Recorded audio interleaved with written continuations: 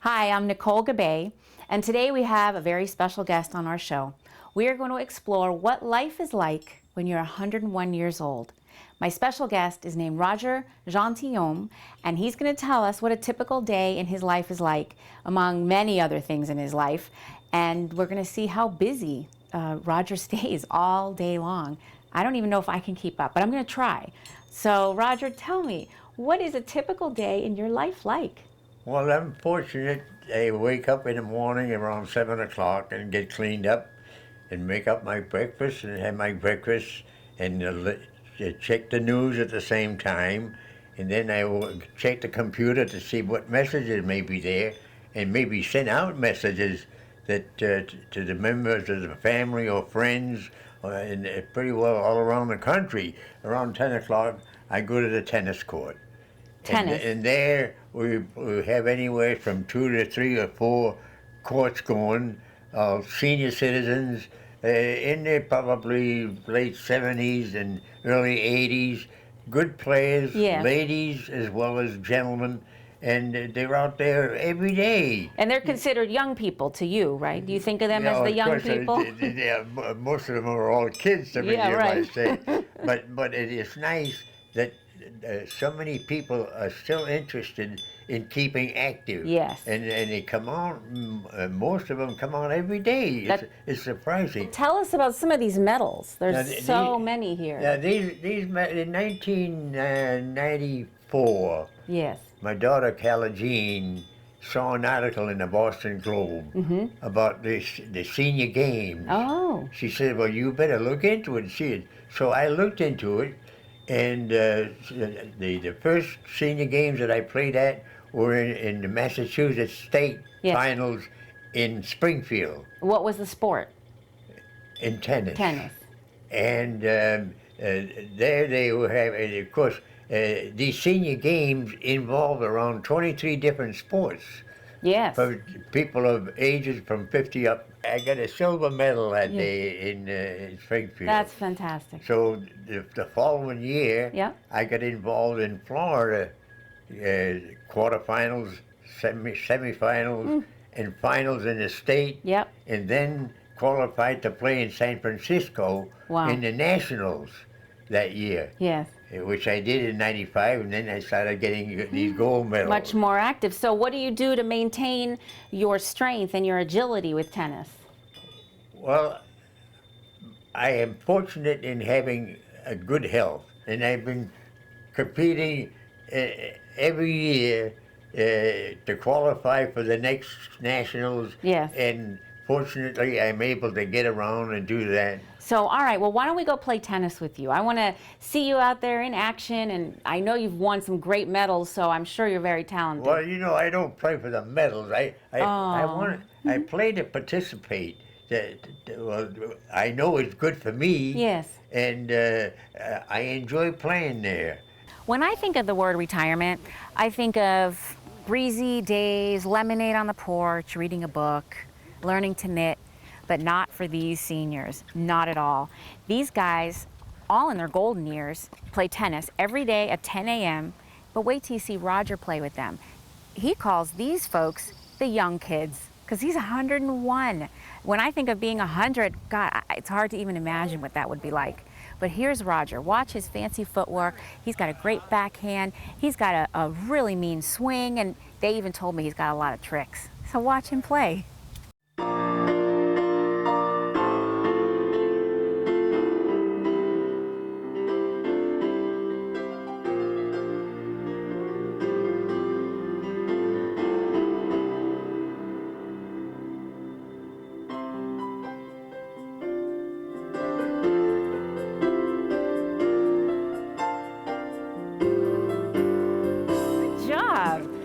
Is this a good game for you today? Yes, yes, very good. It's working out well. Excellent. Yeah, All right, I yeah. saw that. Really good footwork on the whole thing. You have days that you can't do anything wrong. Other days you can't do anything right. And today? Today's pretty good. All right, I would Yeah. say so. I'd agree. All right, thanks, Roger. We'll get some more of you playing too. Very good. All right, thanks.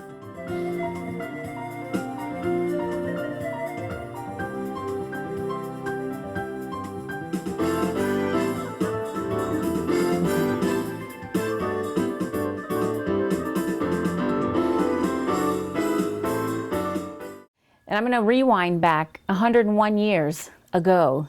Where were you born? Right. 2 weeks ago, was it? The 21st of May. That's right, 1909, right? Yeah, I was born 21 May 1909. Amazing. I was talking to the agent in Texas a couple of days ago. Yes. And he asked me for my date of birth, and I told him. He said, "Wow." I'd say wow, too. Now, where were you born? I was born in New Bedford Yes. on the third floor tenement, kitchen table. Mm-hmm. And we lived there on Tallman Street in New Bedford. Did you have siblings? I had one sister that was born 10 years later. She passed away in 1984. We were very close. Yeah. Where did you go to college? I graduated in 1929 from New Bedford High School. Yeah. And went 1 year to Northeastern University in mechanical engineering. Oh, wow. In 1929-30. Yeah. And with the Depression coming along, the income was not there to substantiate me up in Boston. Mm-hmm. So I found out that New Bedford had a textile school. Mm-hmm. That was a 3-year course. It was run by the state, and there was no charge except you bought your books and such. And so I went through there and graduated in 1933. Wow. At the middle of the worst part of the Depression. That's right. What was that like, that time? What was that like for you? Of course, as a young man and so on, it wasn't too effective, except that I couldn't get a job for a couple of years. Right. But having graduated in '33 and not finding a job, I went back to school and studied microscopy. What's that? We had a very good Microscopy? instructor there. What is in that? Microscopy. What's microscopy? Well, you study under microscope. You Yeah. study the fabrics or whatever you're working on. Yes. And see the causes of certain problems in construction and such. The prof there transferred to MIT later on in years, Uh-huh. and in the 50s, I conducted a special study at MIT on microscopy, studying the wool fibers. I Because see. at that time, after the war, I went to work for Cloyd Peabody and Company in New York City, Yes. in charge of a program that we had a process whereby the wool would be treated and could be washed without fulling.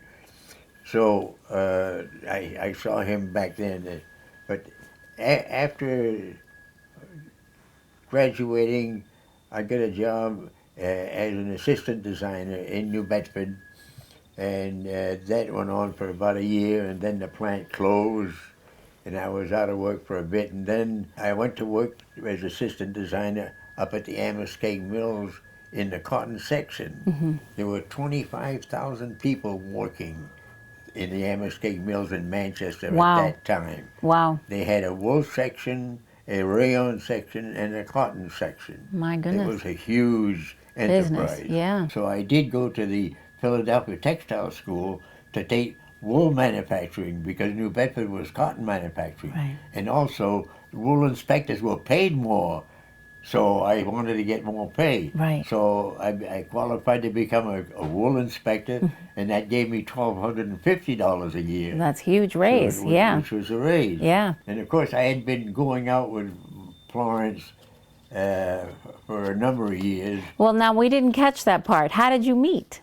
I was president of one of the frats in high school, and my vice president was an Italian fellow that was going out with Florence.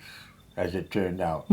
And so we had a meeting that night for the prayer meeting, and then we went to the party. Yes. And he introduced me to his girlfriend, Florence. Oh. I sat down at the piano and started playing, and of course the whole crowd came around, and we all sang songs and such, and then partied the rest of the evening. And I never saw her again for months. I asked my parents if I could use the car. In those days, you just didn't walk out and get in the car and go, oh, you had to have permission Right. to use the car. Of course. So they said yes, and we had a lovely new Hudson sports sedan, green with 6 cream wire wheels. Wow. 2 wire wheels on each fender, front fender. Oh, It was a beautiful. beautiful car. Very elegant. Yeah. So anyhow, I took the car and went to Acushnet Park at the south end of New Bedford, where the streetcar company put an amusement park there to attract people. So I went there, and I went into they had a lovely ballroom. So I went into the ballroom and watched the 5 cents a dance dancers. Oh.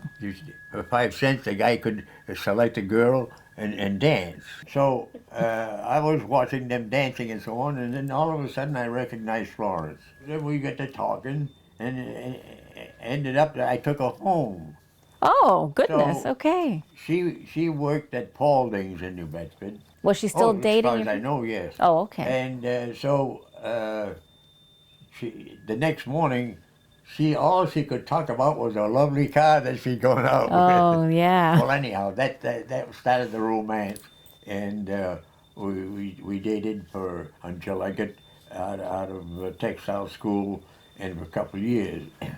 So on my assignment to Cannon Mills in Kannapolis, North Carolina, I sent her a telegram one day. If you want to get married, come on down. That's really what it said? That's what it says. That's great. Quite a proposal. So my parents drove her to Providence and put her on the bus. Yeah. And she took 3 days to come down there by bus. Wow.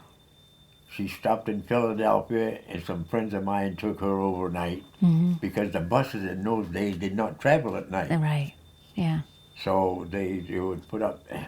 So then they put her on the bus the next morning, and she traveled to Richmond, Virginia, Yeah. and put up in Richmond.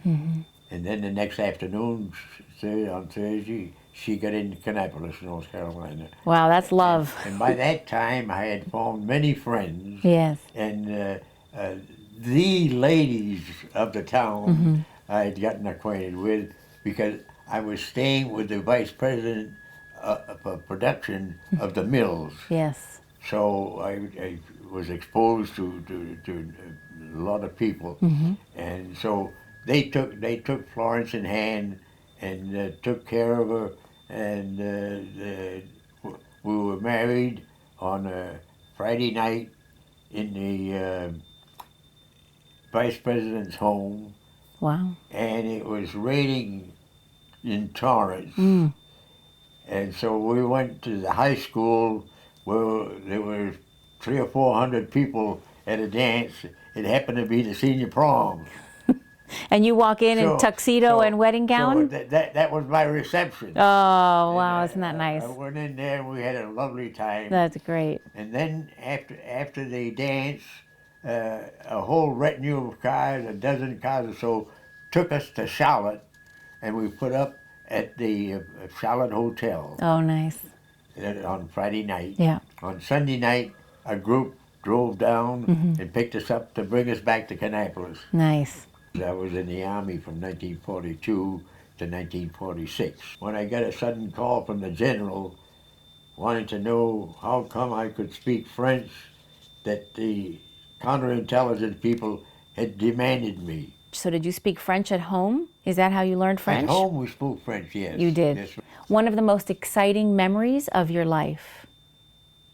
Well, going to the Vatican for once and traveling through Europe was exhilarating. Yes. And informative. Yes. It's so nice to see how things going along in the different parts of the world, Yeah. with the different customs Yeah. and the people, the Were- way they react and such. What was your favorite country? Well, it's a toss-up between Italy and France. Yes. Of course, we spent quite some time in Paris. What has brought you the most satisfaction in your life? Well, retirement, for one thing, which affords me to learn so many different things that I hadn't even thought of before. Right. So you have more time. And then stumbling into the opportunity of playing tennis. That was remarkable. I retired. You know, most people when they retire don't have the slightest bit of an idea as to what they're going to do. Exactly. Now, when did you learn tennis? At that time, I was 67. 67. That's the first time you picked up tennis? Yeah. I played on the clay courts and got the silver medal.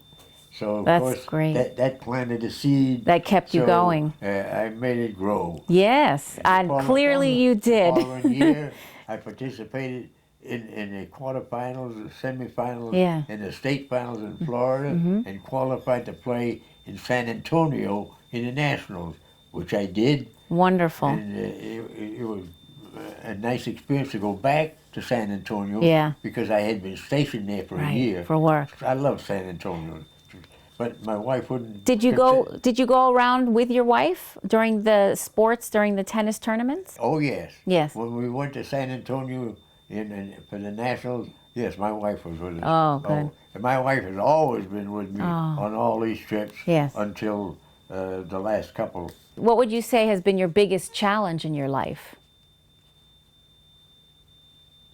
The next tournament. Really? The next tournament presents a big challenge, even though you've won so many medals? Yeah.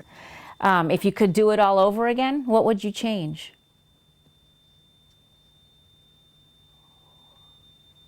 I don't know if that would change anything.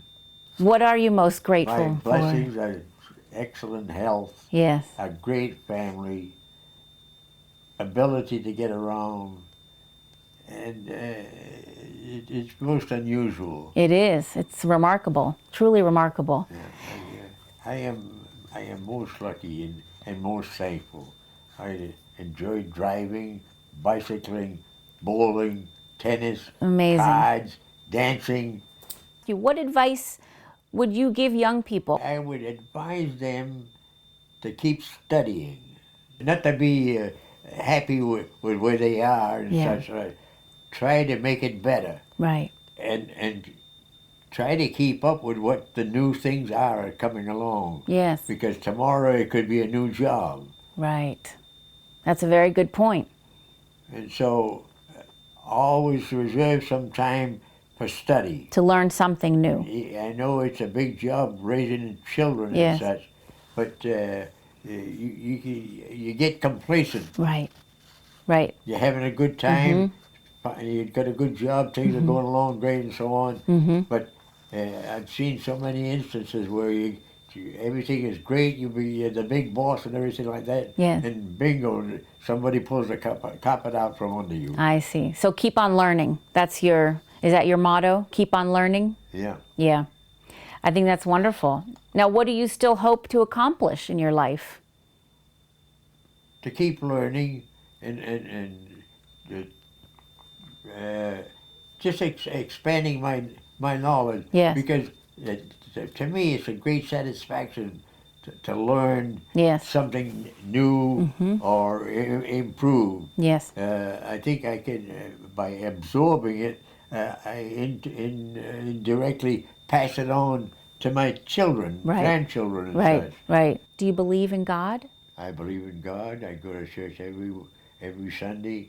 I also have read the Torah and the Quran, and I'm looking into the Hinduism and such, just to get a smattering of what the different religions are. Have you come up with any conclusions of any sort? Well, I have come up with conclusions, but you know, there's two things that you don't get involved in. Yes. Discussing religion That's and right. discussing politics. Very smart man. Because That's true. Well, it's remarkable that your curiosity has kept you so active, even in your mind and your body. Well, I've got to do that in order to keep going. Yes. So tell me a little bit about your health. You seem incredibly healthy. You told me you take no medication at all. I've been very lucky throughout my life.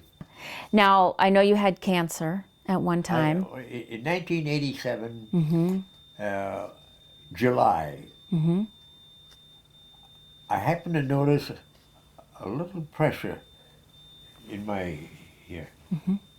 As I swallowed my food. I hadn't noticed it before. So I suspected hiatus hernia. It kind of felt that way.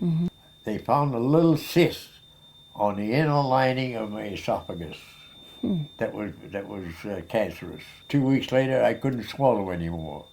So back to the hospital because where they had stitched they had taken on the esophagus and stitched the stomach to the stub.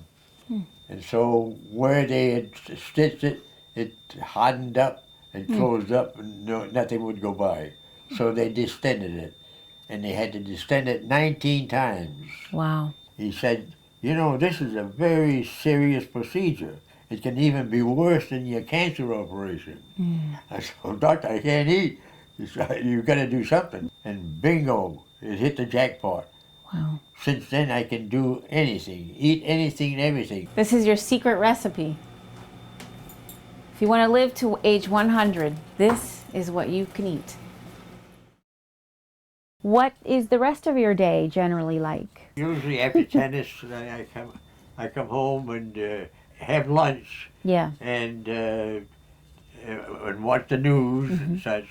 Check the computer to see what might be in there that needs answering. Yeah. And take a nap. You do take a nap? I take a nap. Yeah.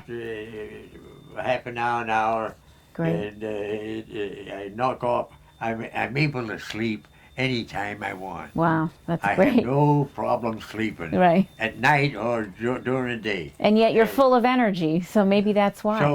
So it recharges yes. me. But do you get bored? Never get bored. So what motivates you to get out of bed every day? I mean, obviously you don't have a boring life. I open my eyes and the sun is out, so I go. Time to go. All right. That's remarkable. Now, what about your love life? Do you have a girlfriend? I don't have a girlfriend as such. No. In Florida, there's many dances around. Uh-huh. On Monday nights, there's ballroom dancing at the lovely senior center down there. Yeah. And on Thursday night, there's square dancing. Uh-huh. So I have a lady that I take there occasionally, or a couple of ladies that I take occasionally there, and occasionally we go to lunch. But I'm busy otherwise. Yeah, it sounds like you're very I'm busy. busy otherwise. So there's not one particular special, No, lady? No. It's just some nice ladies that are available, you might say. I see. Yeah. Now, are they and more compatible? We do your well interests? with it. What And about the age difference? Are they your age? well, one of them is in the 90s. The other one is in the early 80s. Yeah. Yeah. So that must seem quite young to you. Yeah. The early Yeah, 80s. Yeah. See, and of course, the big thing is they're both good dancers. Yes. Right. And that's what you love. I love dancing. Yeah. That's wonderful. Well, it sounds like you just live your life and enjoy every minute. Well, I enjoy a lot of it, yes, and especially now. I feel like I just watched the movie of your life. Well, Thank you. I'm happy to talk about it because I want people to realize that it's possible. Yes. Clearly. That it's possible. Yeah. I mean, I really appreciate this time with you, Roger, and I'm sure well, everybody pleased- will gain a lot of wisdom from your conversation. pleased to have met you. Pleased Thank to have met you. Yeah, Claude said you were a nice lady. Thank you. And not to get to fall in love with you. Well, thank you. I could fall in love with you Isn't it? any minute.